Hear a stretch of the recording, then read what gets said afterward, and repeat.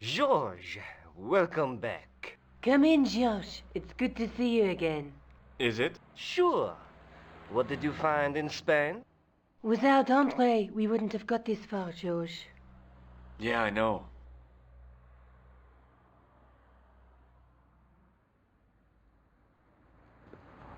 The clues led to an underground chamber at the bottom of a well. The Templars had left a tapestry showing a chessboard. The white pieces were vastly outnumbered. There was a stream running across the board, and a Templar knight on a horse. Does it mean anything to you, André? No, nothing.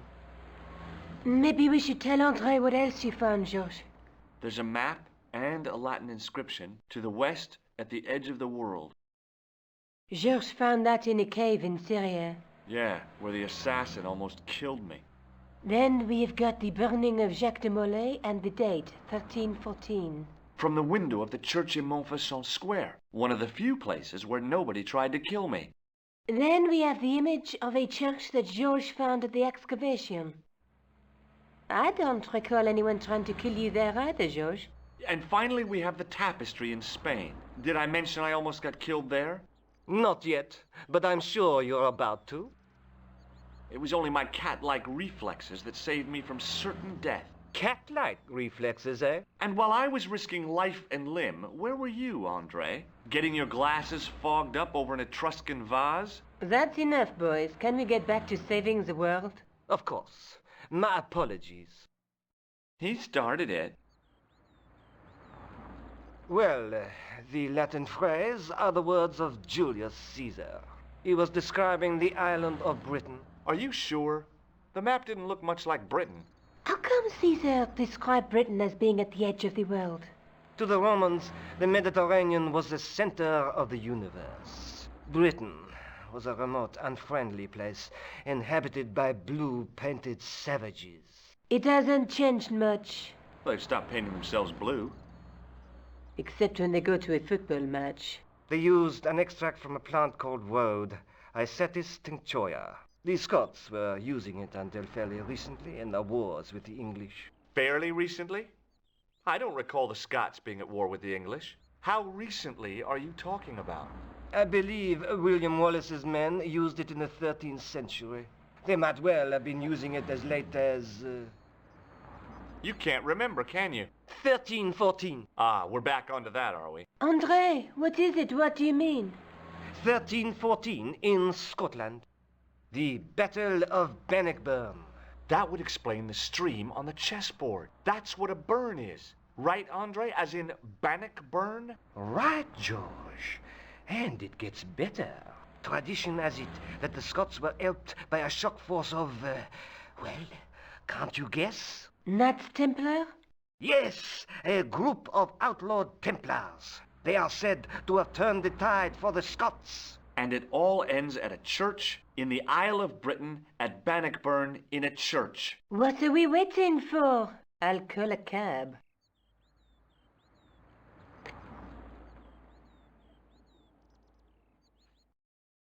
I can't go.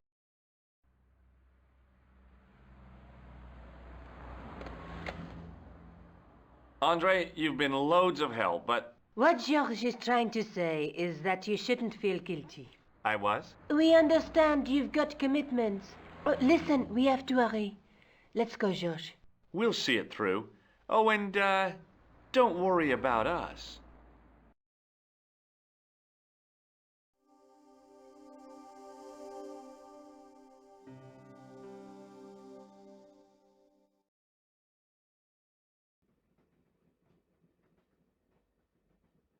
Oh, it must be dawn. Oh, I guess so. And we must be nearly there. Somewhere, out there in the dark, is Scotland. We've come a long way together to get here. Yeah. Let's hope it was worth it. I've still got the clown's nose. So I see. You should throw it away, George. There's something I've been meaning to say to you, Nico. Is this the right time and place, George? There might not be another time. I don't want to waste this chance. You don't need to say anything. I wouldn't want to be anywhere else but here, with you. Now. You're exhausted. Why don't you get some sleep? Sleep? At a time like this? Excited, huh? Would you like something to help you sleep, dearie? I've got some tablets in my bag. Oh, no. Thank you. Thanks all the same, ma'am.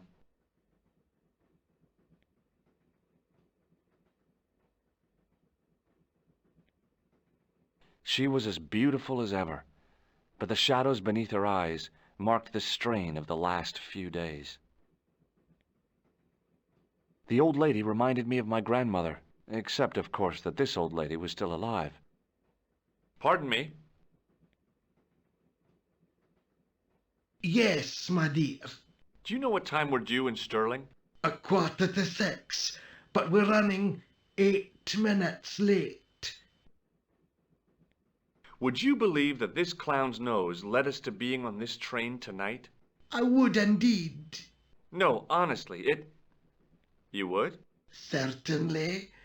You have an honest face.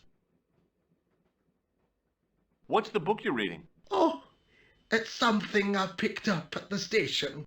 A medieval detective story. Quite well written for that kind of thing. It's been out of print for years. What's the title of the book? The Crooked Crusader Caper by Molly Pegram. I assumed the author was a woman, but apparently not. His real name is... Professor Nigel Pegram. That's right. Do you know him? No, I never met him. George is a great fan of his, though. Do you know Stirling well? Yes, I do. Is that where you two lovebirds abound? Yeah, It's one of the places we thought we'd stay on our holiday. Be sure to visit the castle, won't you? Oh, I'm sure it's a neat place, but we are not really interested in history, are we, George? No. I suppose espresso bars and boogie-woogie are more your cup of tea. That's right. There's nothing George enjoys more than a good boogie. Is there a church called St. Ninian's at Stirling? Yes, there is, and I know why you're going there. You do? Of course I do. It's obvious you're in love. You're eloping, and they say romance is dead.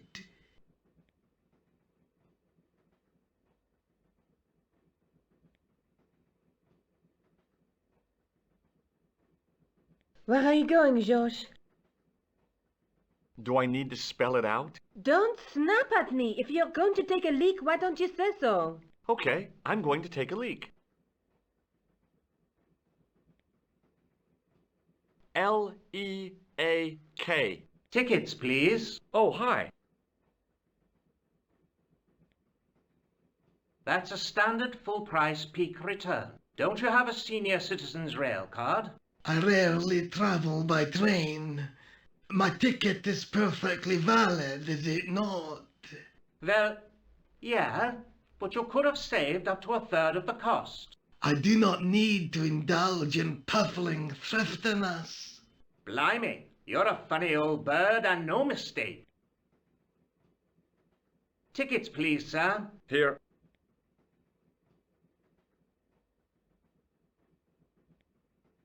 Off to Stirling, eh? Yes, we are. Well, I hope you won't be disappointed. It's a miserable place this time of year. Still, there's plenty of pubs and a lovely view from the castle. Thank you.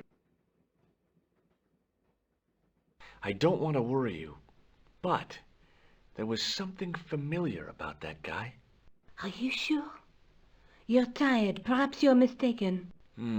Maybe. But I didn't like the look in his eyes when he spoke to you. Can't you sit still, George? I need to go to the John. While you're there, check out the buffet car, George. Unthinkable though it is, I am hungry enough to eat English food. Okay.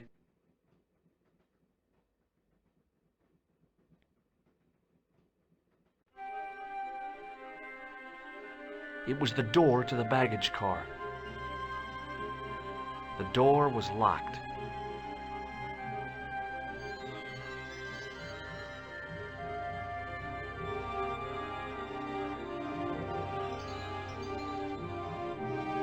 It was the door to a sleeping compartment.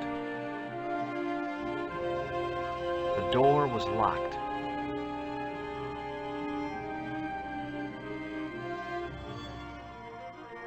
Oh no, that gangster creep from the hotel, Guido.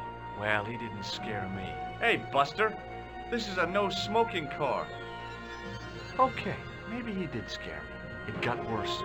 I suddenly realized who the conductor had reminded me of. Eklund, Marquet's murderer. Guido looked like a weasel in a cheap suit. He also looked like the kind of man who wouldn't lose much sleep over murder. I really didn't want to shoot the breeze with this guy.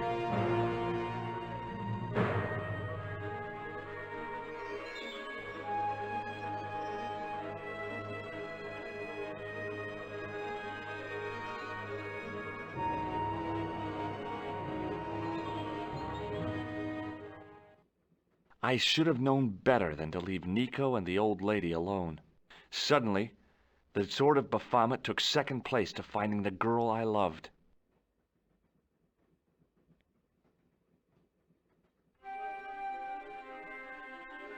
I had a feeling that was where Nico might have been taken.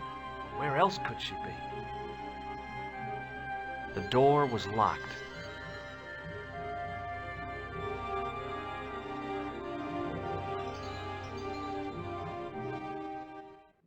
All I could see of the man's face was a massive purple bruise around his eye. It was a strange contrast with his flaming red hair, which stuck out in stiff, greasy tufts. I didn't want to wake him. To be frank, without a cold water hose, I didn't think I could wake him. The man's face was blotched and unshaven. I guess he'd been traveling all night. Red-rimmed eyes stared fish-like above his broken nose. Hi, having a party? No, this is breakfast. Come on, join us, man. Away, Basha, wake up, man.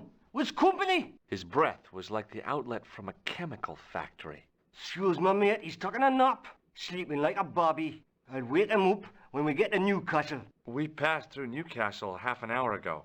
And I never noticed. Would you like a red nose? No, thanks, pal. I got one of my own.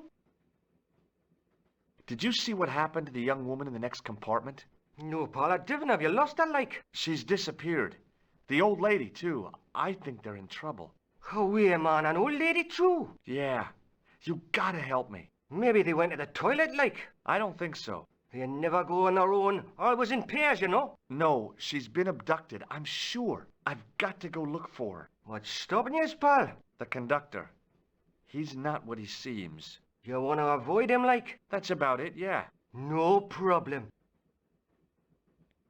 Listen, I need your help.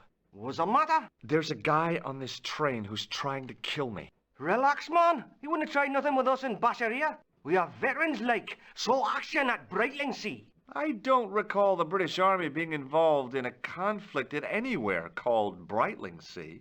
Well, you just take it from me, pal. You're in safe hands. What is that stuff you're drinking? It smells like gasoline. Aye, I'll put hairs in your chest, like. On your eyeballs, too, by the looks of you. See you later. The windows seemed to have been sprayed with tiny flecks of froth. Don't do it, pal. Don't jump. I don't intend to jump. I'm going to climb on top of the train. You're kidding, aren't you? Just watch me.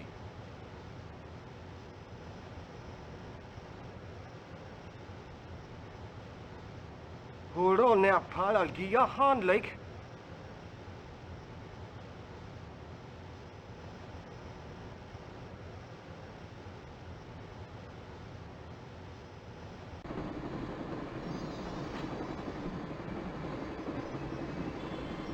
It was the arm that fed electricity from the overhead cables to the train. I could almost smell the high-tension current.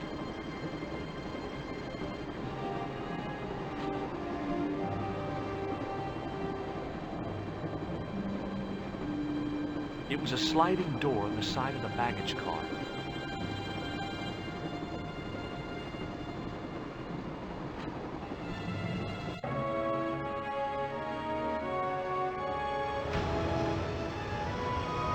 Hey! I knew killing came easily to Eklund.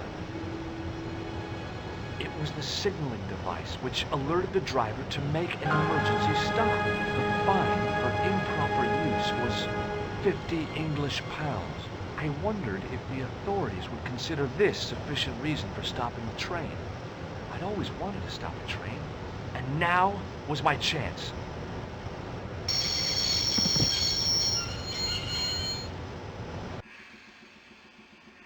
You saved our lives, but why?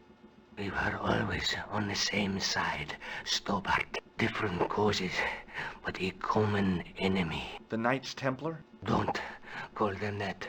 The real Templars were a noble foe. These barbarians have no right to that name. These men are no better than dogs. What are the Neo-Templars after? What is the Sword of Baphomet? Not what you think, my friend. It is a weapon, yes, but one which our enemies will find difficult to wield. A double-edged sword. A power older than Demolay, older than Solomon. We'll stop them. You and me together. And Nico. No, George. My journey ends soon at the Garden of Paradise. You're talking in riddles.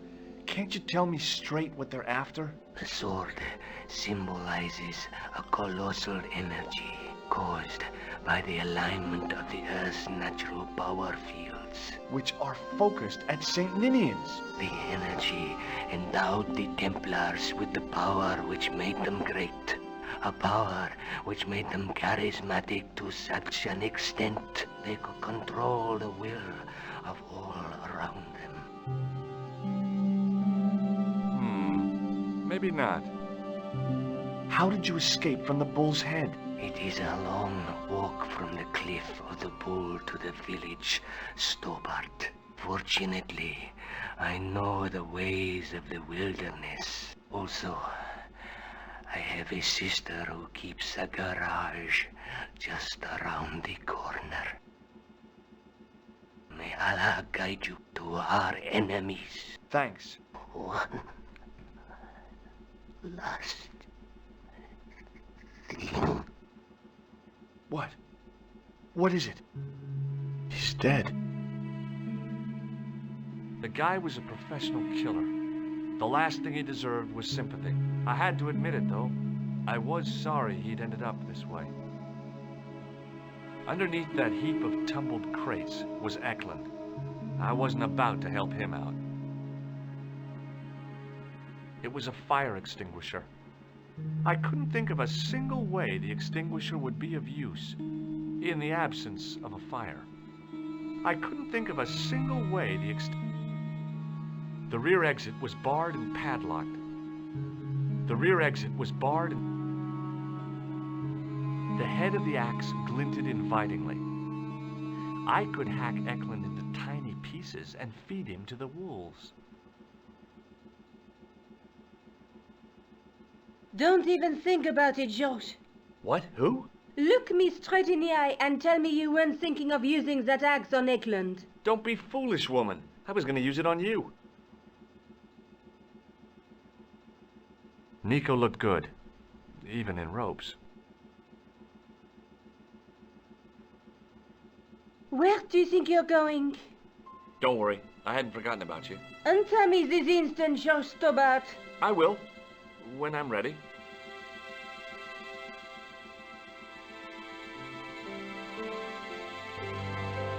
That's not fair, George. No. You took advantage while my hands were tied. When Eklund pointed that gun at me, I thought I was gonna die. I thought of all the things I'd never get to do, and kissing you was at the top of my list. George? Uh-huh? George, we've got to get off the train. Eklund could recover at any time. So what are we waiting for? What are you doing? I'm out of here. Not that door. Do you want to end up like Flap? Not especially. What remains of him is well on his way back to London. I hope he was traveling on a return ticket.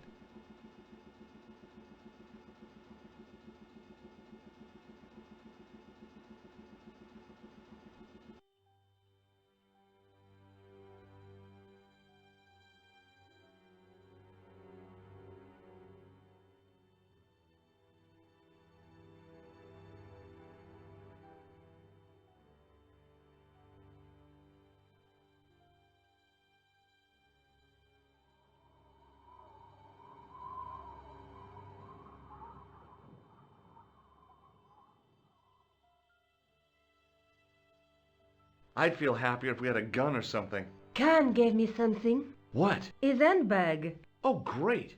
If we run into any killers, we can give them a good buffeting. Didn't he have any weapons? You don't know half of it.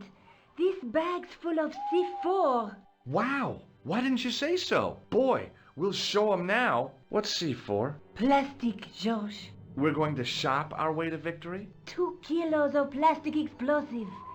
The detonator's broken now. No problem. We'll buy a box of matches somewhere. It doesn't work that way. It takes a small explosion to start the big explosion. Well, that's not much use then. What does that sign say? Apparently during the English Civil War in the mid-17th century, this place was used as an arms dump. Yeah? What happened? Look at the state of this place, George. You work it out. Oh, stray spark? You got it. The tower was the only thing to survive the blast. I hope the explosion didn't destroy the Sword of Baphomet. Do you? I rather hope it did.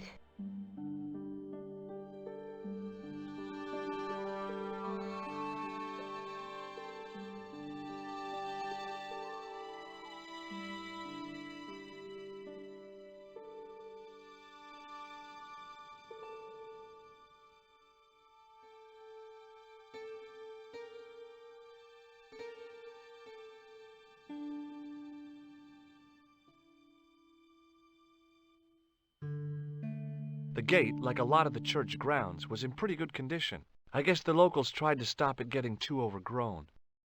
No way were we leaving until the mystery was solved. I figured Scotland had had enough trouble with Burke and Hare without me trying my hand at grave robbing.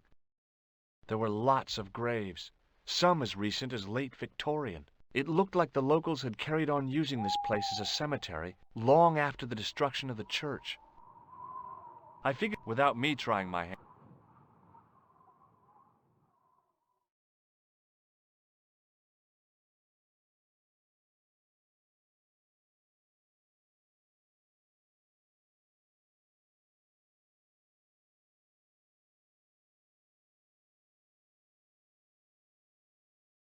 It was just about recognizable as the church I'd seen reflected in the chalice. Templars, Roundheads, and Cavaliers. This place has seen a lot of history. A large arch led into the tower.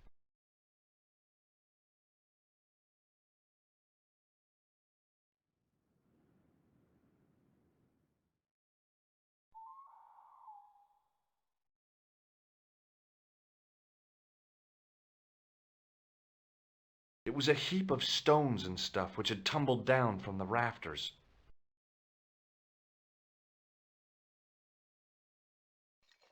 I scrabbled around in the rubble and found an old clay pipe.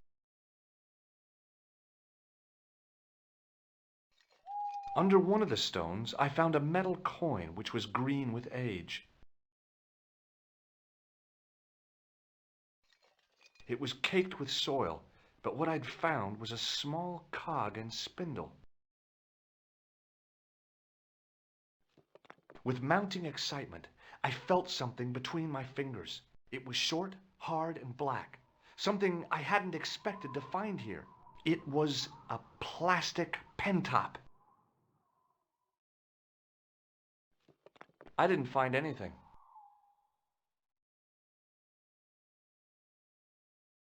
The wheel had a serrated edge which meshed with the turning cog.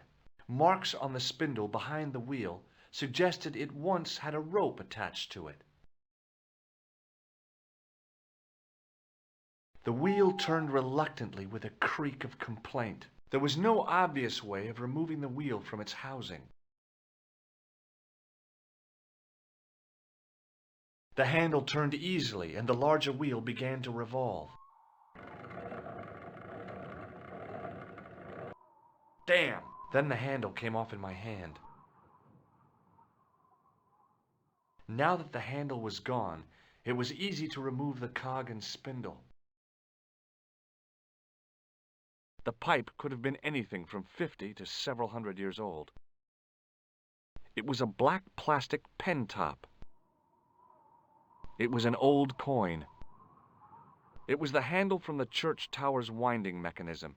It had cog teeth mounted near its base. The cog was one of those objects I wished I hadn't carried in my pocket.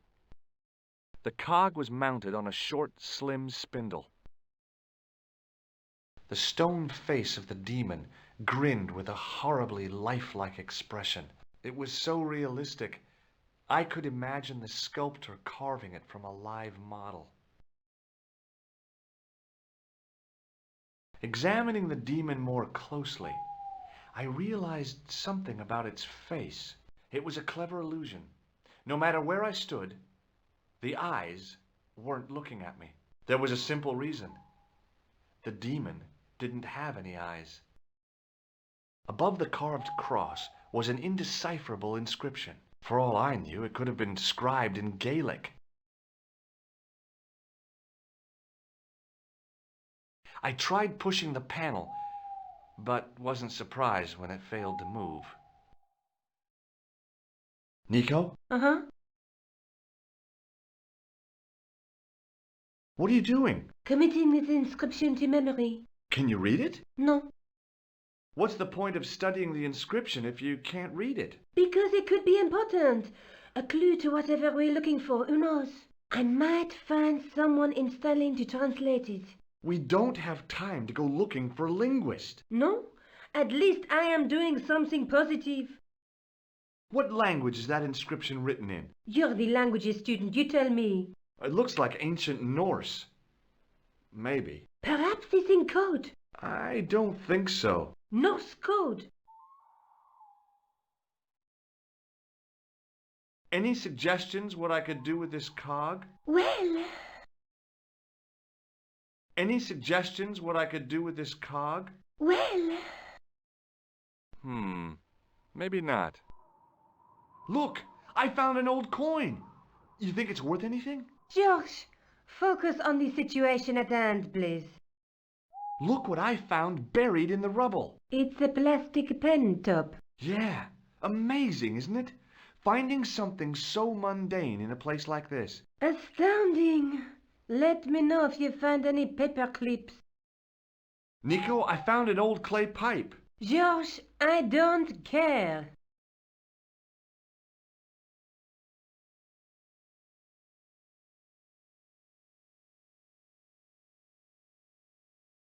The cog slipped neatly into the eye socket.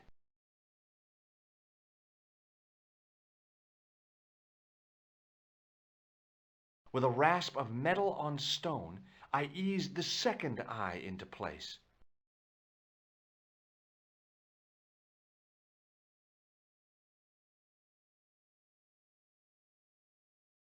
I pushed the handle into the demon's mouth. The cogs all meshed. I began to turn.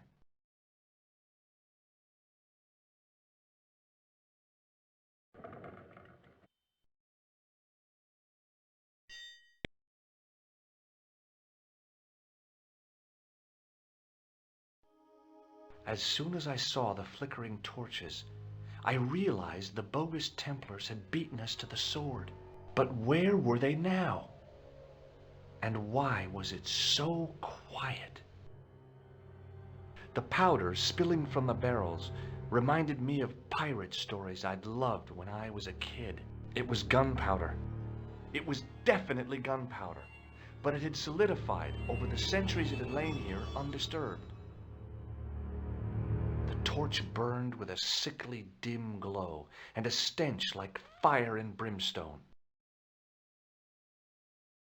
No, George. What? Leave the torch right where it is. In case you haven't noticed, the crypt is full of gunpowder. So what?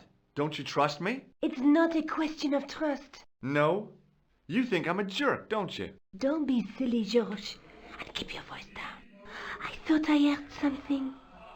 Like chanting. Nico? Uh-huh. It looks like the Templars got here first. We might not be too late. There's still a chance. I wish I had your optimism. So do I, George. Sometimes you're so negative.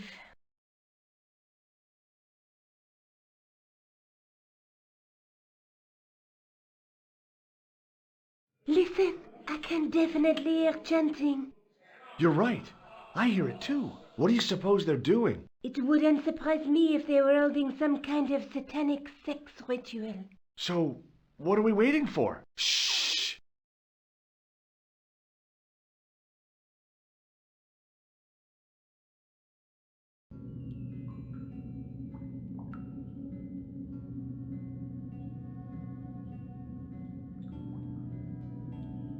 Will you look at that?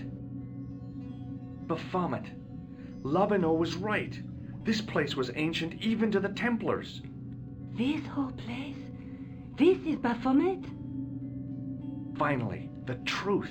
The Templars had never worshipped this graven image, no more than they'd worship a rainbow. But, like a rainbow, they regarded it as a symbol of a covenant with God, who'd revealed this place to them. Rosso! Why, the double-dealing treacherous?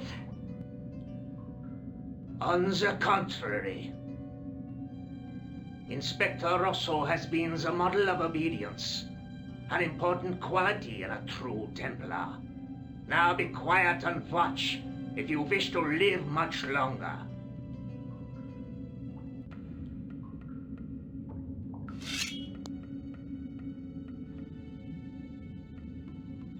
Brothers and sisters, we are gathered here to witness the reforging of the sword that was broken. Here before God's sentinel, Baphomet.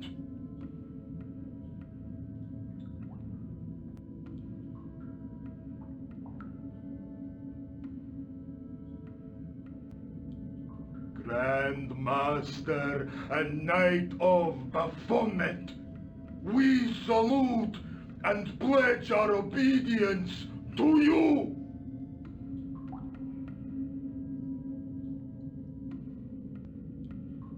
I salute you, gatekeeper of the temple.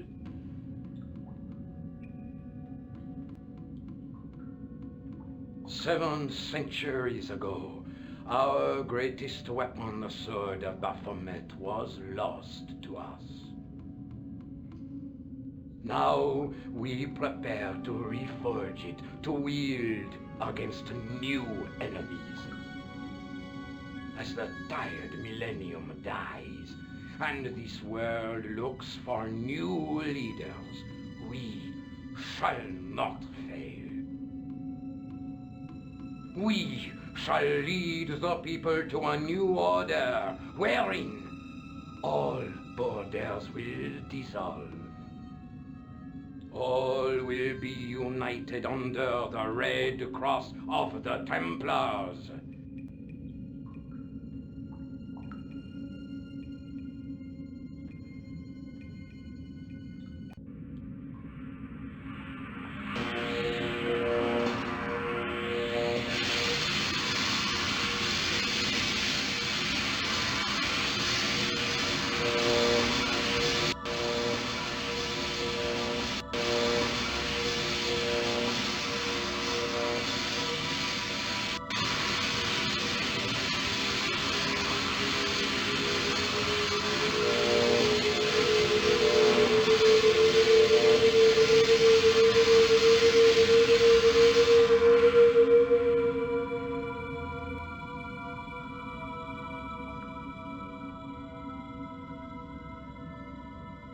George, we have watched your efforts to stop us with respect. But surely you realize that you have been misled by our enemies. Both of us want a better world. Fortunately, no harm has been done. We need determined, resourceful men like you. Join us, George. Join us in true brotherhood. Yeah. True. Wait. Brothers? What about Marquet? What about Pegram and Klausner? You didn't look on them as brothers, only as failures. 3 men dead, and you don't give a damn. George, you know that sacrifices are necessary. Every great undertaking. Join you? I'll see you in hell first. Oh, George, I had great hopes for you. C'est la guerre. Eglund, kill him.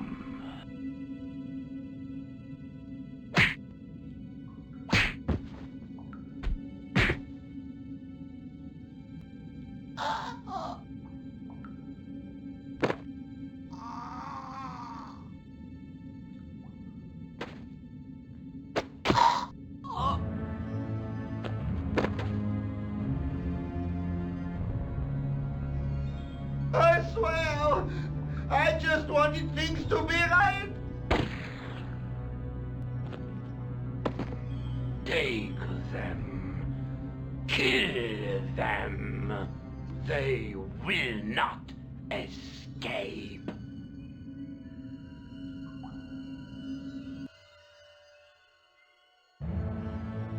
Well, well. If it isn't the great detective and his beautiful assistant, it's going to be a pleasure killing the pair of you. George, what are we going to do?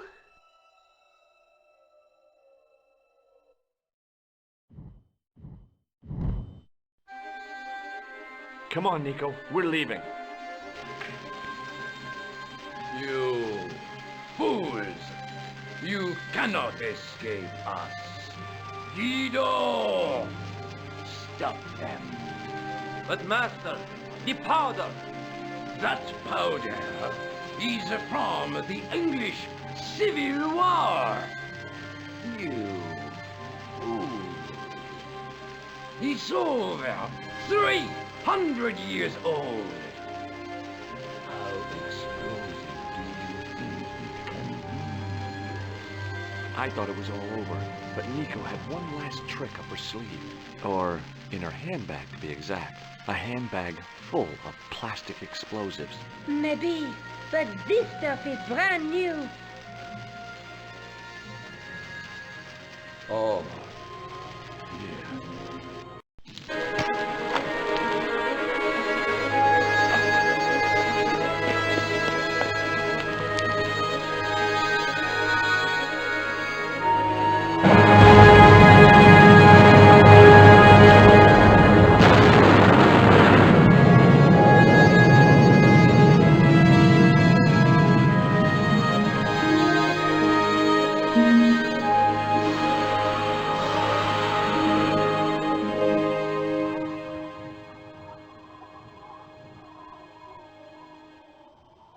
You know, you'll never be able to write your story now.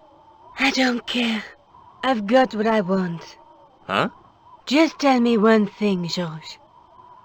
Is our life together always going to be this crazy?